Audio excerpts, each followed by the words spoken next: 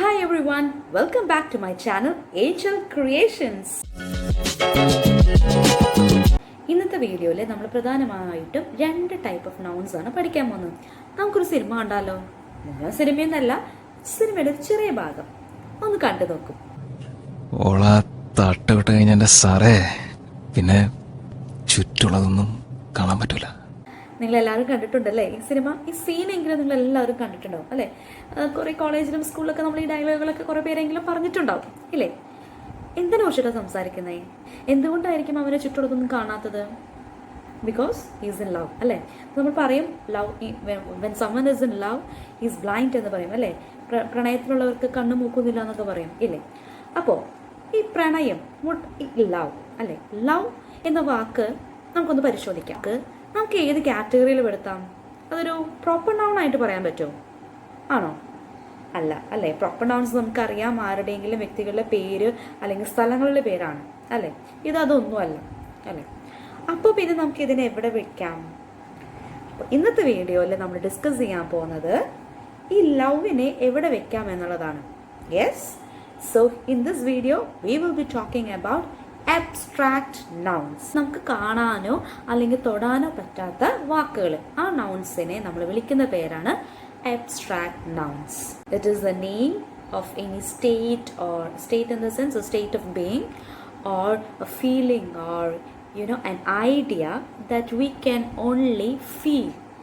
We cannot touch or see. നമുക്ക് feel ചെയ്യാൻ മാത്രമേ പറ്റുള്ളൂ, അല്ലെങ്കിൽ അത് അവിടെ ഉണ്ട് ഇത് ഇവിടെ ഉണ്ട്, നമുക്ക് തൊട്ട് കാണിക്കാനൊന്നും പറ്റില്ല. പക്ഷെ ആ സാധനം എന്താണ്? ഒരു ഫീലിംഗ് ആണ് അല്ലേ? നമുക്കറിയാം ലവ്, ഇതാണ് ലവ് എന്ന് പറഞ്ഞ് നമുക്ക് കാണിക്കാൻ പറ്റുമോ? ഇല്ല. പക്ഷെ അതൊരു ഫീലിംഗ് ആണ്, അതൊരു വികാരമാണ് അല്ലേ? അതുപോലെ വേറെ വാക്കുകളൊന്ന് ആലോചിച്ച് നോക്കും. അബ്സ്ട്രാക്ട് നൗൺസിൽ ഉൾപ്പെടുത്താൻ പറ്റിയ കുറച്ച് വാക്കുകളൊന്ന് ആലോചിച്ച് നോക്കും. ഇതുപോലുള്ള ക്വാളിറ്റീസ് അല്ലേ? ഈ ക്വാളിറ്റീസ്, വികാരങ്ങൾ, ഐഡിയാസ്, ഇതെല്ലാം ഇതിൽ വിടും.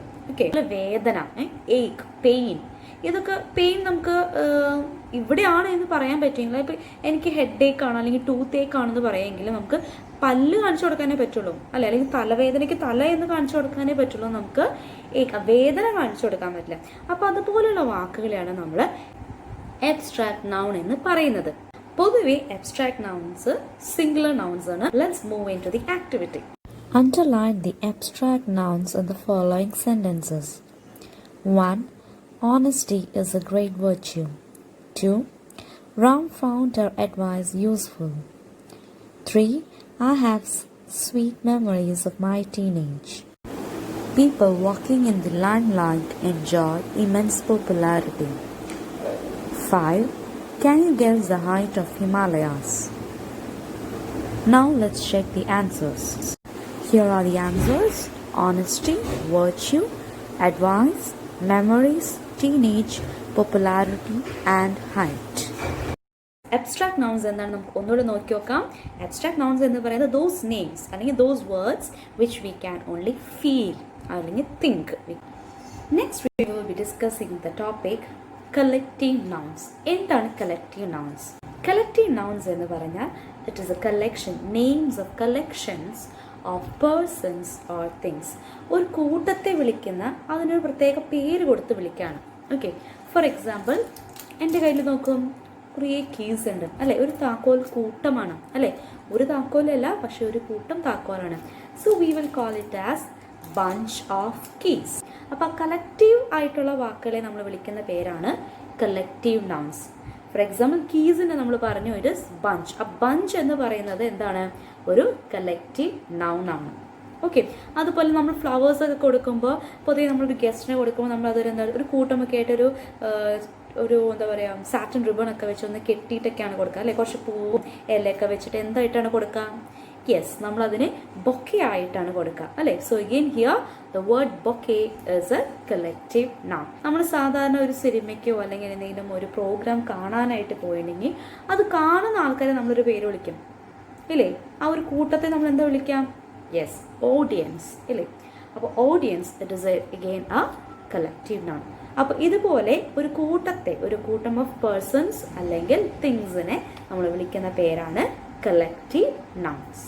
യെസ്, അപ്പോൾ നമുക്ക് ഈ എക്സസൈസ് ഒന്ന് ചെയ്ത് നോക്കാം. അപ്പോൾ നിങ്ങൾക്ക് കുറച്ചുകൂടി ക്ലിയർ ആയിരിക്കും. Match the following collective nouns. Let's look at the answers.